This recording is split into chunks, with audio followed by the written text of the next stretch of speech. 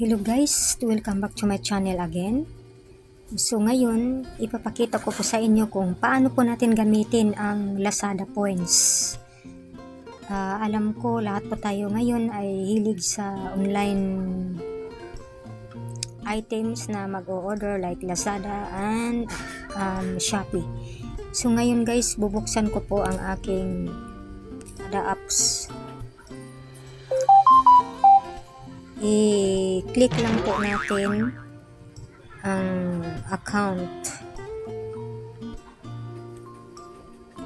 Yan guys. So pagka-click yan, makikita po natin ang mga nandito sa taas guys, like to pay, to ship, to receive, and to review. Alright? So makikita natin yan. So dito sa baba, i-click lang po, itap lang po natin yung coins guys. So pagka-click yan guys, lalabas na po yung mga coins guys. So everyday po guys, nag-earn po tayo ng coins. So mahalaga din na lagi tayong mag-o-open sa Lazada apps. At i-click po natin ito guys.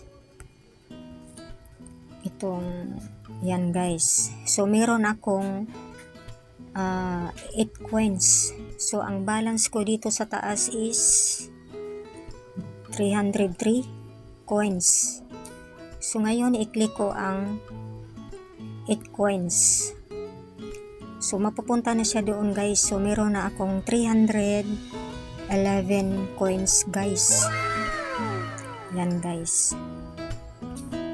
So ngayon kung paano po natin gamitin yan, maghanap, i-scroll up po natin yan guys kung meron siyang nakalagay na use coins, yung mga product na yun guys, yan po, i-click po natin yun. Maghanap lang po tayo ng ito guys, use now. So I'm trying to click that kung anong mangyari. So meron siyang ano dito guys, hanapin lang po natin kung ano po yung pwede na ikaltas doon sa coins natin guys. So halimbawa ito. So kiniklik ko na po yan guys. Meron siyang yan guys, 28 coins. Kung sakali, yan po ang ipapurchase natin, yung itong klase guys na ano item. Kaya ganun lang po kadali guys kung paano natin gamitin ang Lazada coins. Alright, so please don't forget to subscribe my channel and give me a thumbs up so that you will be updated on my next videos. Alright, so thank you so much for your kind and God bless you.